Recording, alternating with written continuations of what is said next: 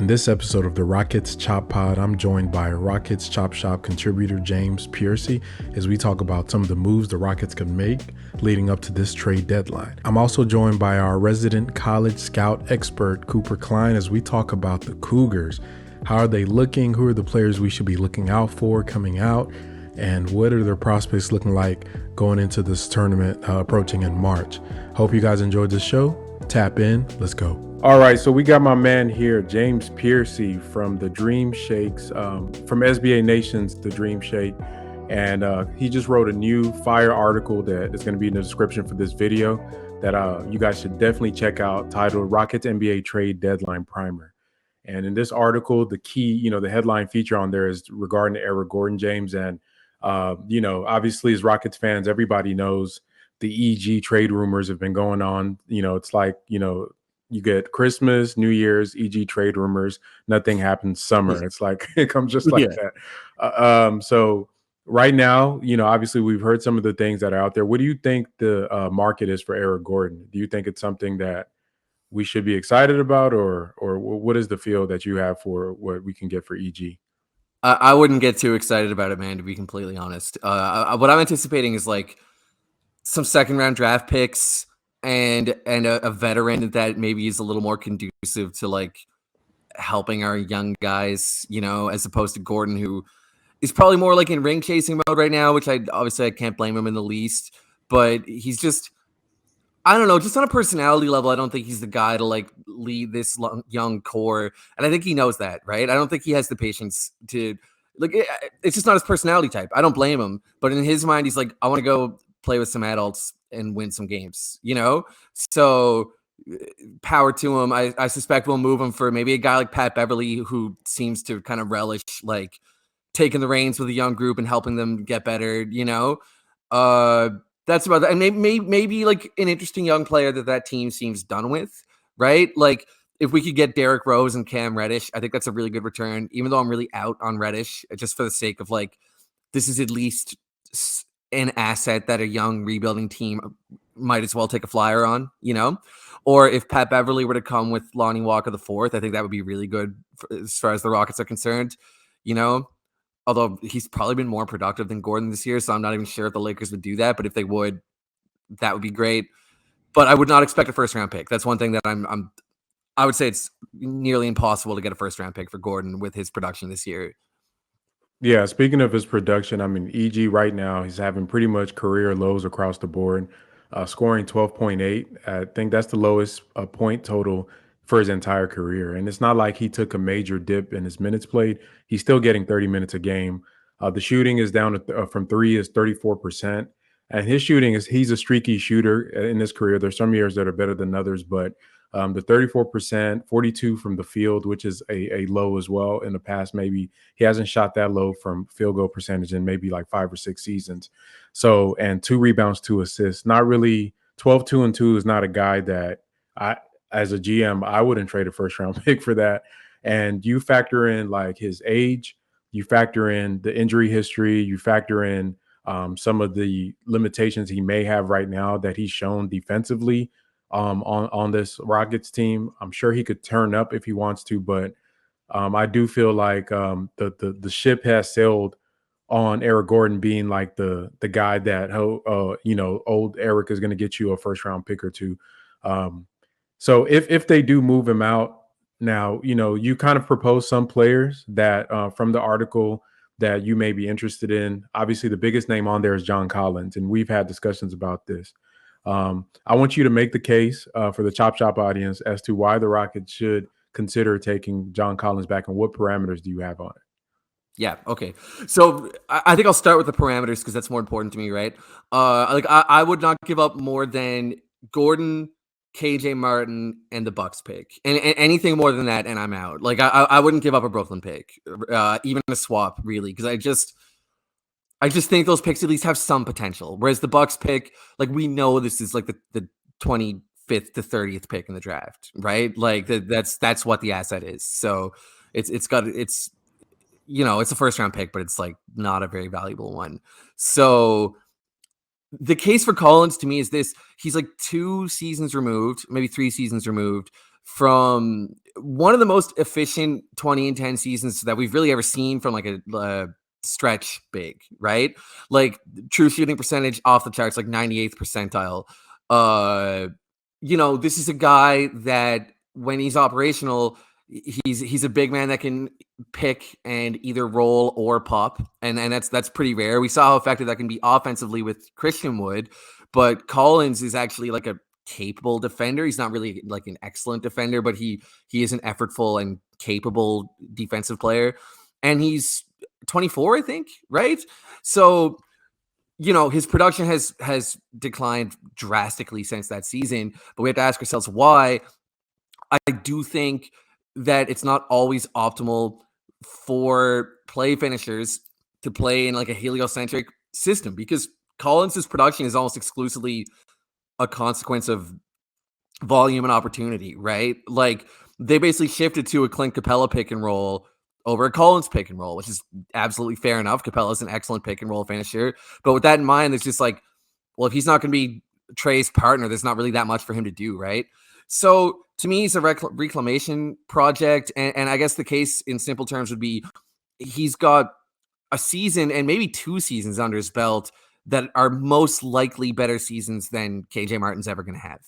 And the last thing I would say is, yeah, he's expensive, but we have to pay KJ too, right? KJ is probably going to make on his next contract, I would say $15 to $18 million a year, and it'll actually extend longer, a couple years longer than the rest of Collins's deal will be at that time. So I don't really see it as a major financial burden for the team, because now you're not paying KJ. It's kind of a wash that way, really. Okay, so my take on him, like in a basketball, like in a vacuum, I like Collins as a player. And to your point, with his utilization and usage on Atlanta, over the past few seasons, his rim attempts have literally just plummeted.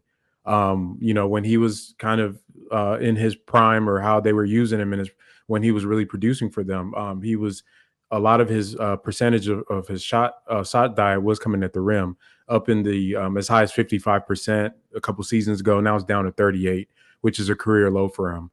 Also, he's shooting career lows, but even that, I'm going to grant you all of that. My biggest concern for him is contractually, just the length of his contract. So currently, right now, John Collins, he is signed through the 25-26 season, right? And he's due $26 million every year up until then.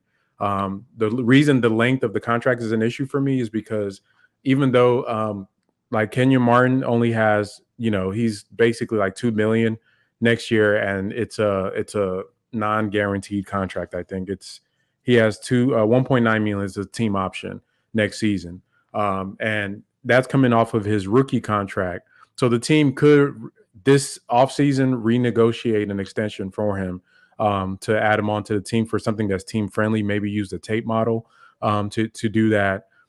To me, the length of Collins's contract going through 25-26 is significant because of the rookie extensions that are due for Jalen and Sengun coming up.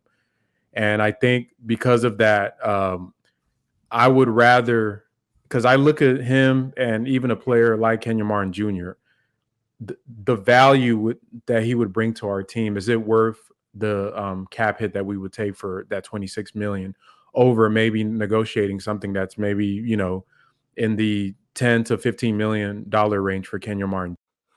Okay, so you make some interesting points about KJ, right? I guess really it's a matter of like, if I knew more concretely what contract negotiations with Martin were likely to look like, I might feel differently, right? Because in terms of negotiating something a little team friendly midway through next season,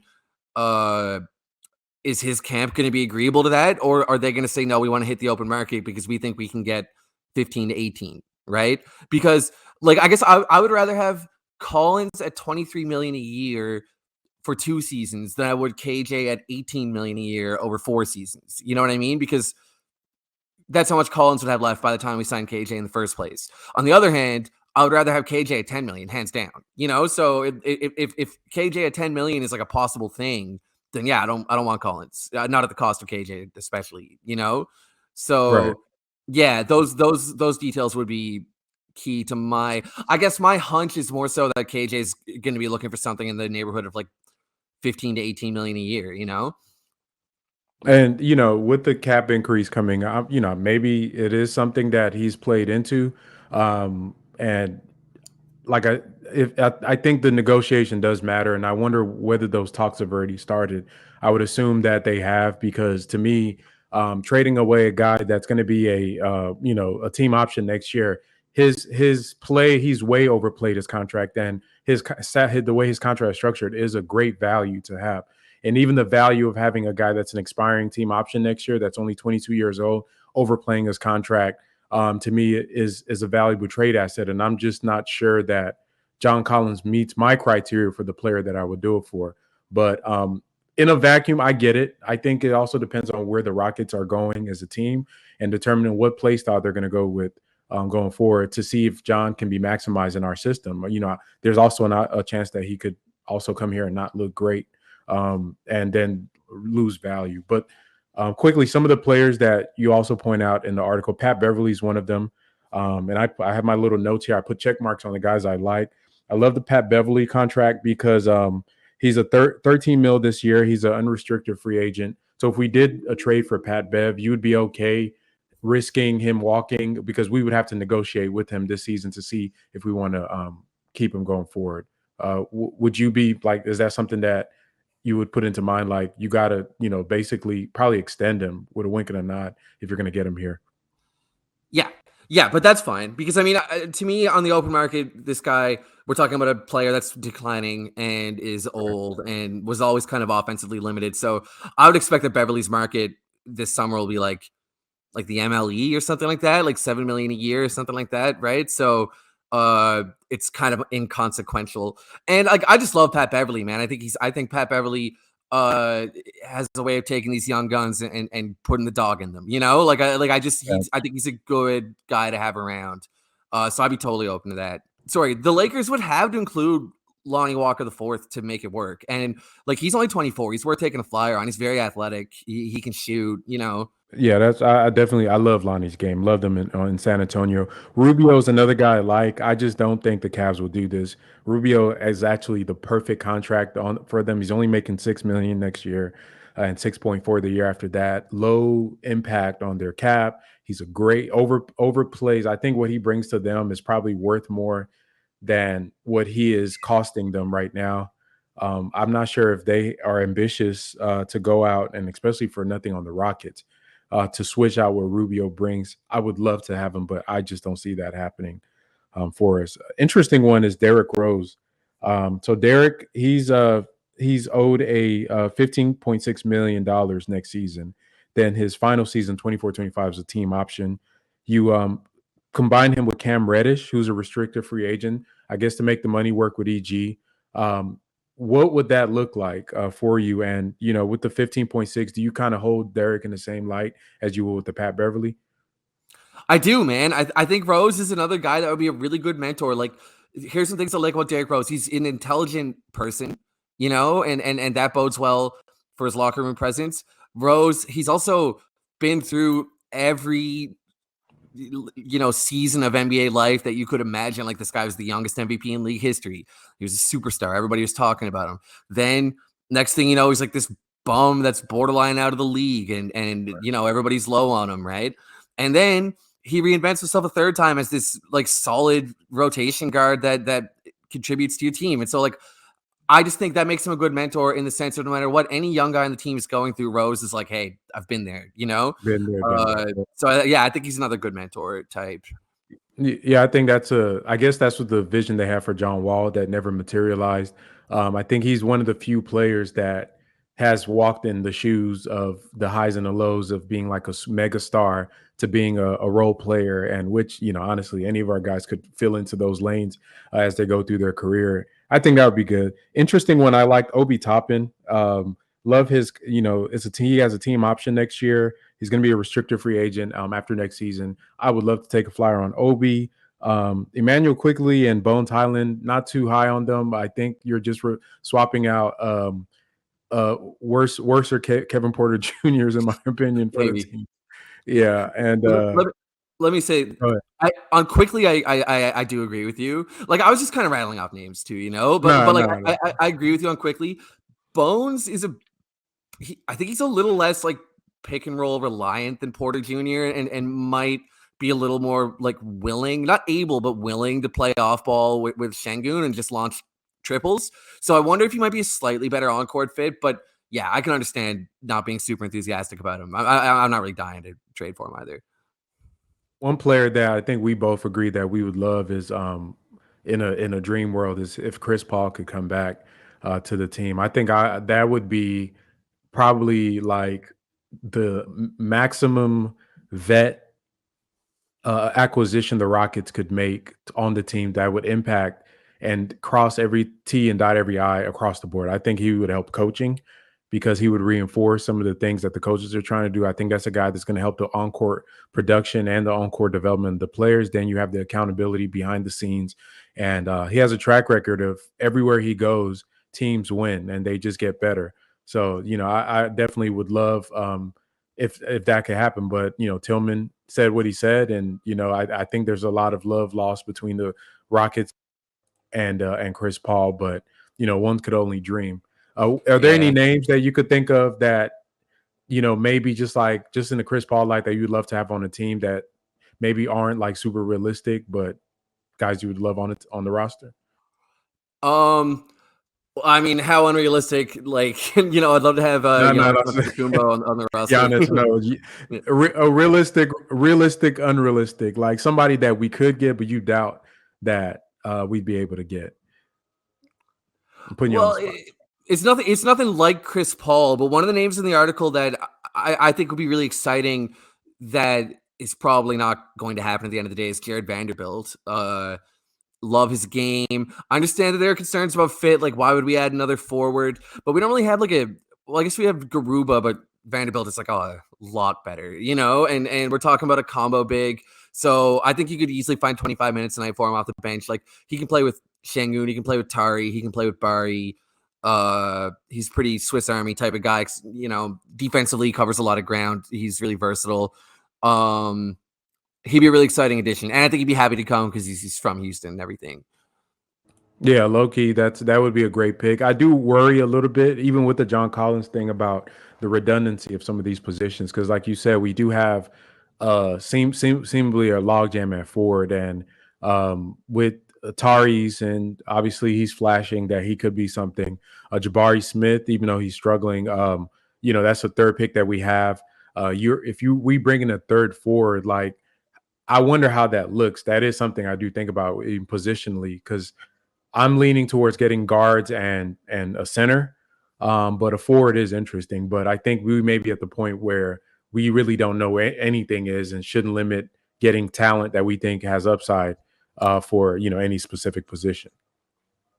Yes, I completely agree with that. Like, I think Tari is definitely going to be something. But I could see Eason being a star player. I could also see him being a long-term reserve, and and again, that'd be fine for the 17th overall pick. Like, if he's a valuable 20-minute a night reserve, like that's an outstanding. Tari's a weird player, man. Like, the kid can't seem to finish a layup, but at the same time, like, he's got really special traits that are hard to come by, like outlier skills, So it's tricky. But right now, I would just any good player we can land, I would get if they're 25 and under. Yeah, I definitely agree. And for me, I guess overall for the trade deadline, I just hope that we do make moves that are going to benefit the team in the long run. I'm pretty much reserved with the fact that we're not going to be great next season. I think as some people assume, like we can just turn on being a playoff team.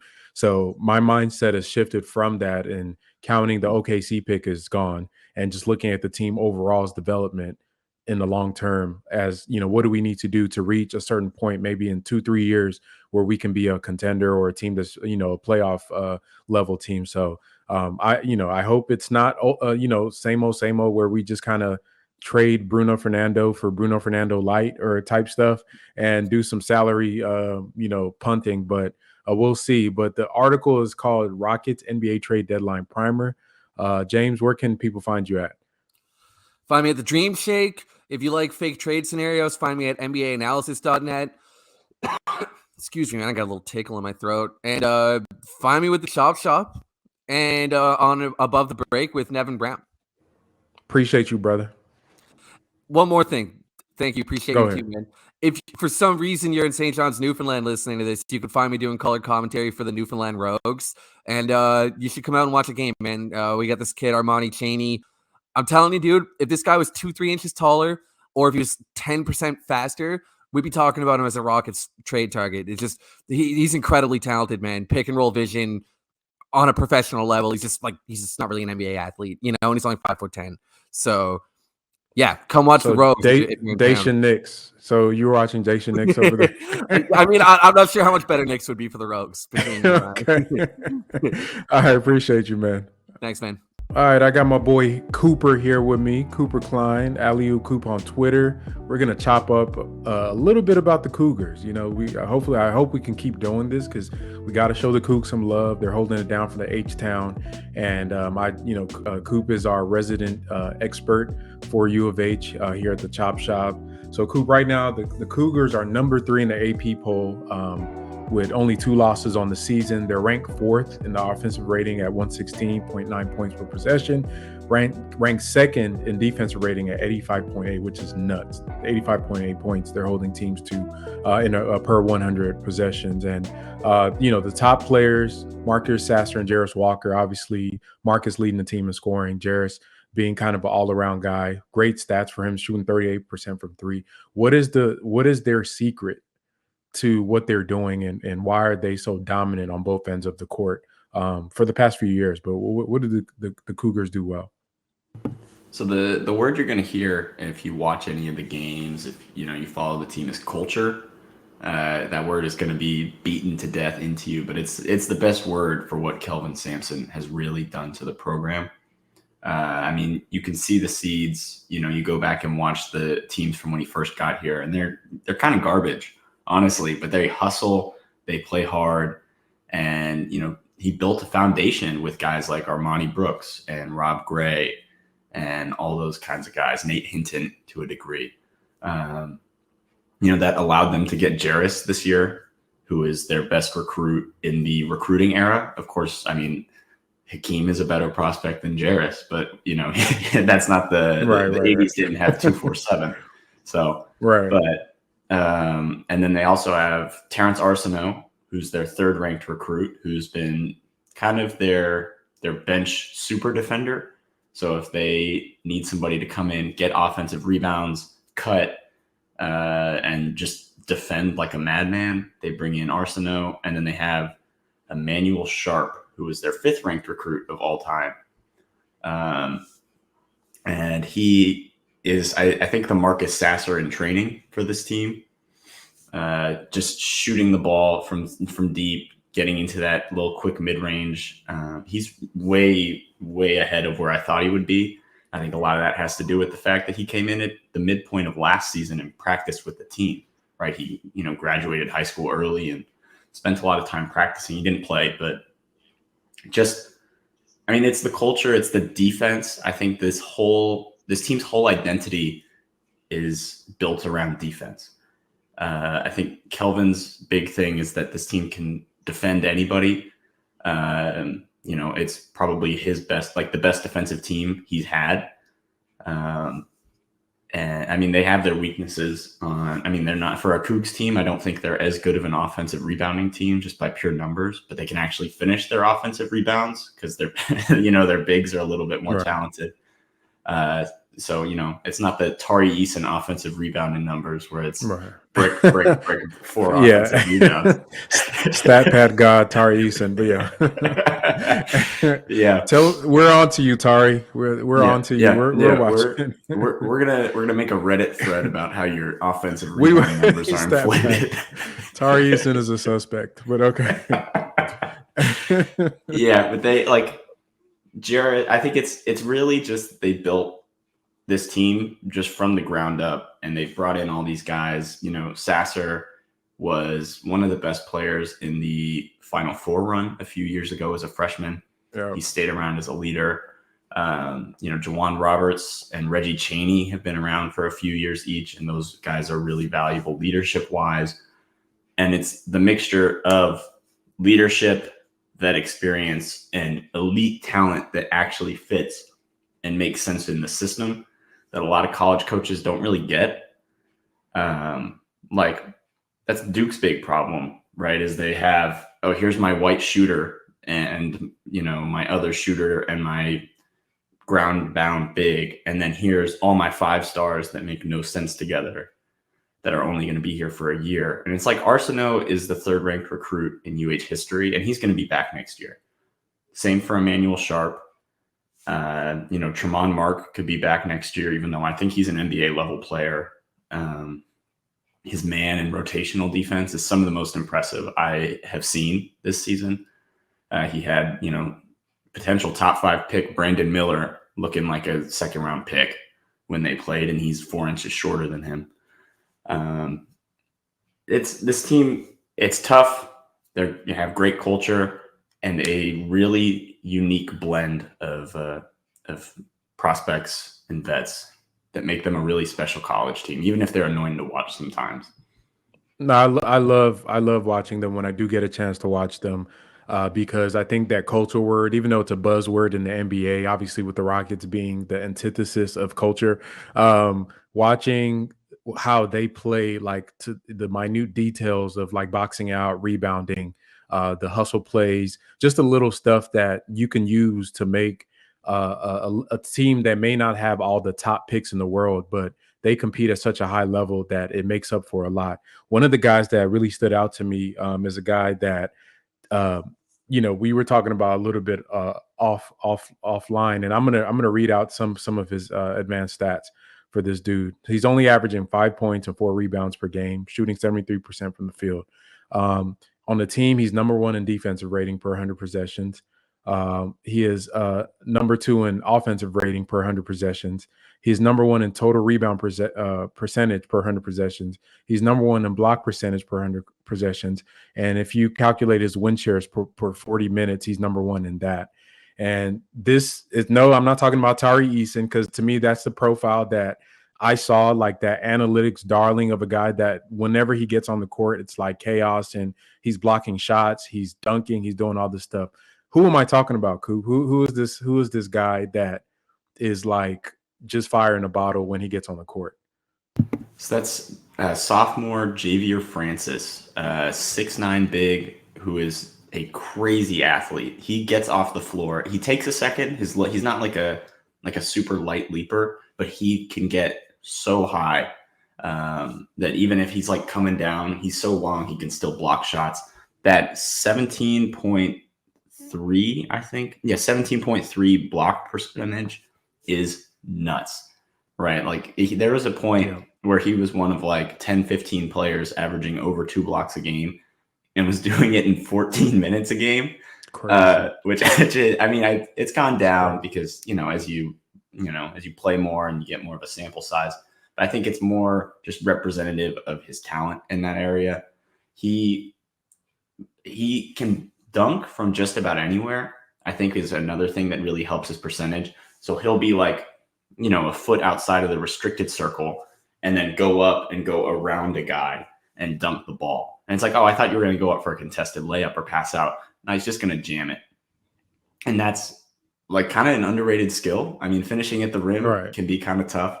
And if you can just put it in, automatically when you're within 4 or 5 feet. His touch has also gotten better. His touch was non-existent last season, and he's been pretty good. I mean, I don't think the free throw shooting is like I think he's like 58% or something like that. Yeah, 58.8. Right. But, he doesn't need to shoot. He just needs to get up north of 60% basically, I think, to have a chance at being an NBA guy. Honestly, I think he's going to come back. He's not going to go out this year, but I could really see him end up taking the starting spot, maybe his senior year. And senior bigs don't really get that kind of attention, and maybe he hits the transfer portal or something, but just that kind of athletic ability, just like you said, energy in a bottle. You throw him out there, good things happen. He's their tallest player. Him and Jarace are like the 2 tallest guys on the court. And Javier actually plays like it. Like he plays like a 6'9" guy. Jarace is special because he plays like a 6'3" guard, for the good and bad that brings. But Right.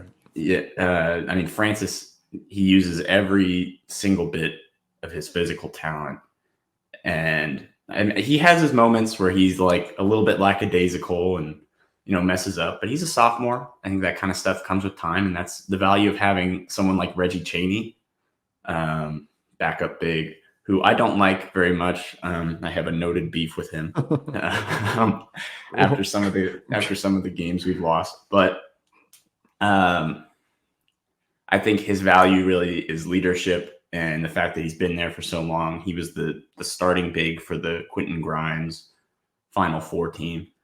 So, I mean, this team, I mean, Francis is just such a special addition because there aren't any big men, like true big men or starting center 6'7".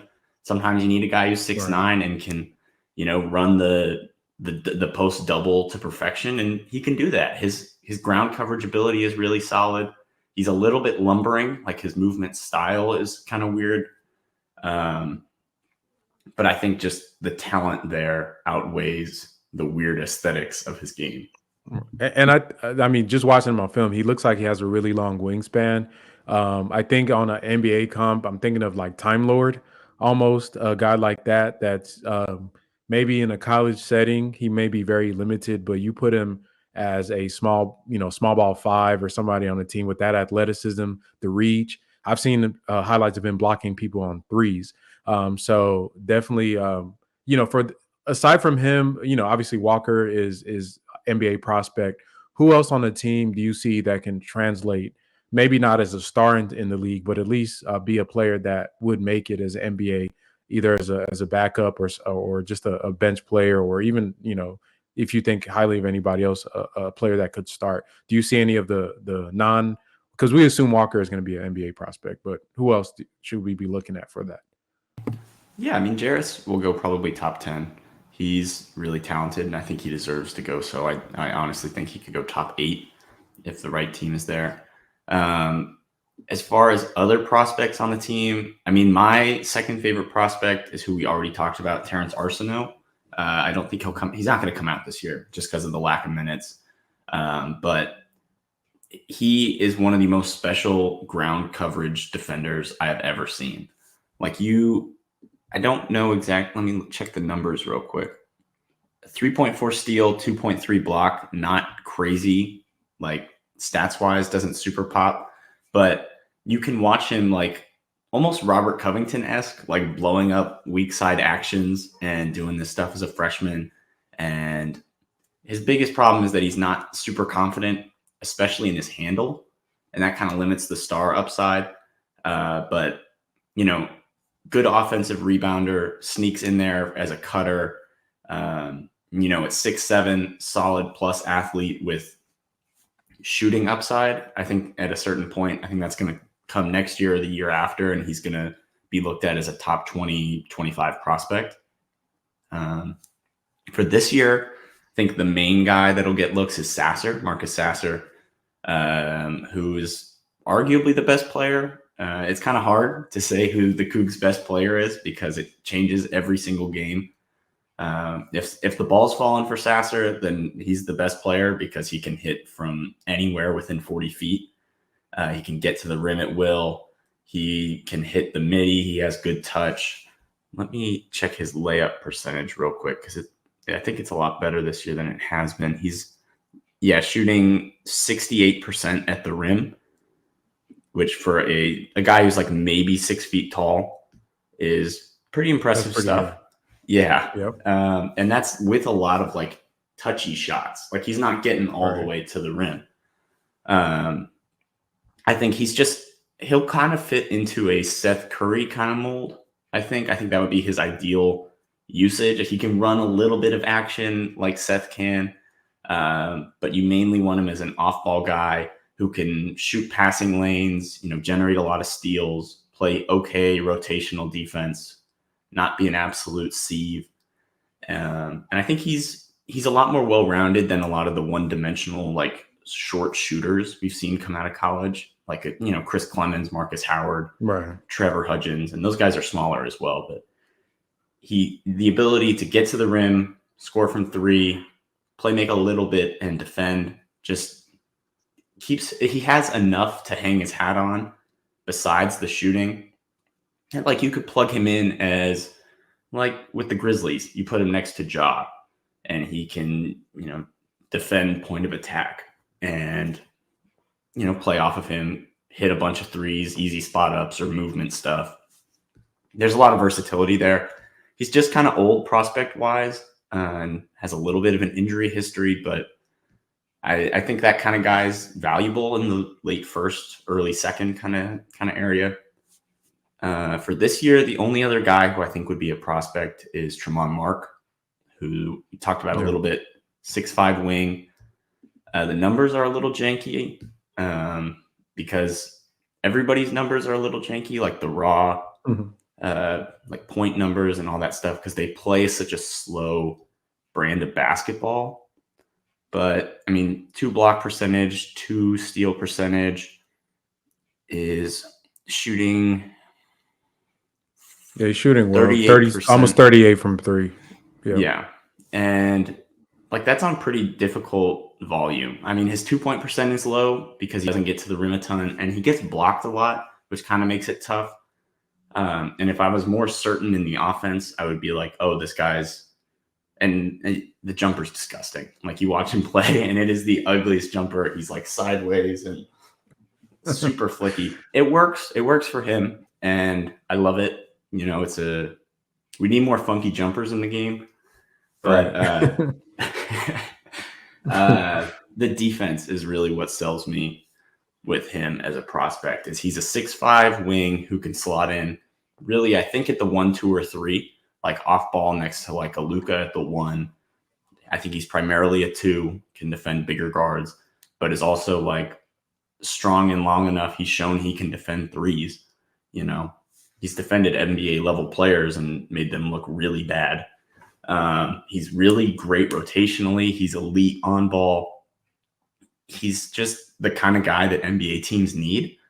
Kind of gives me like a KCP kind of feel. I think KCP's like slinkier and they move really different, but like in that kind of role, I think he could be really valuable.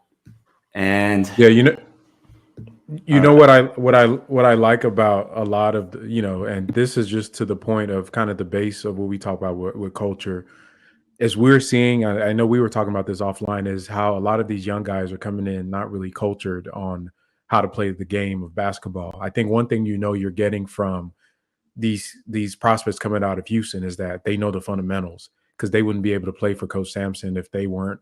You wouldn't see the court if you weren't drilled in on just the basic core fundamentals of basketball, good rotations, boxing out, running, filling lanes, and doing all the stuff you're supposed to do.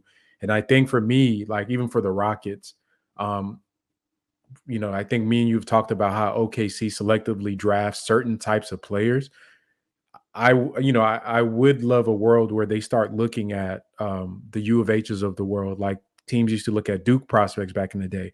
Because, if they played for Coach K, they're going to know, at least they know how to play basketball. And I'm hoping that we go away from just drafting guys just off of pure just athleticism and potential and start getting some Sassers in the league. I like Sasser because he's thicker at 190, 195. He's a muscular guy. So, it's kind of like the Jay Gupp build where he puts on a little more muscle. He can be a great defender. I think he has a way higher IQ than Jay Gupp does.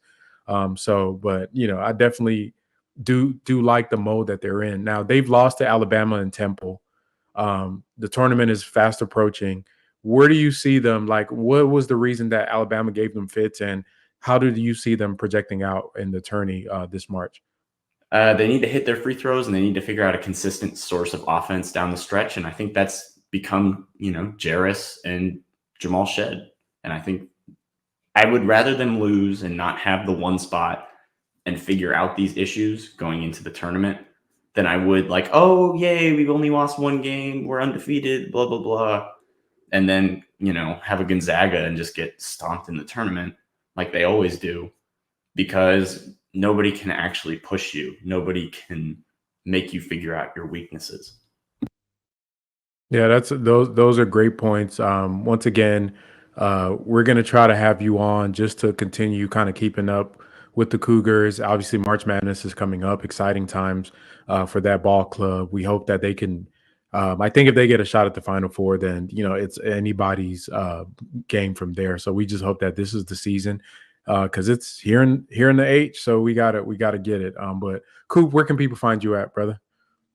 Yeah, you can find me at Ali_oop_Coop on Twitter. You can find, I write for the Chop Shop and I podcast with the Upside Swings at Upside Swings on Twitter. I do a lot of draft stuff there. We just started our deep dive podcast. We're going to be recording our one on the G League Ignite soon. And we just posted the Wemby one late last week. So if you, want to hear a 2-hour podcast about the guy who's, the best athlete, the best prospect since LeBron, go check that out. Our TikTok's been doing pretty well. Got to post some more on there, but this was really fun. I gotta talk more Cougs because yes, I have so many Coug thoughts inside of me. I just need someone to get them out. Hey man, you got the keys to the Chop Shop, so anytime you want, just come through. You can fire it up by yourself too if you want, man. But I don't think anybody wants to hear that. But hey, we gonna build it up. Y'all Rockets fans, y'all need to support Houston. We're all Houstonians, most of us are, and these kids are out here holding it down for us, and as in contrast to our other kids. But we appreciate you, bro, and we'll definitely see you around. But yeah, man, shout out to all the Chop Shop contributors. Check out Coop on Twitter. Definitely follow him, and appreciate you, brother. Thanks for having me on. Watch Cougs basketball because it's usually more fun than Rockets basketball. That's a low bar, brother. But, all right, bro. Have a good one.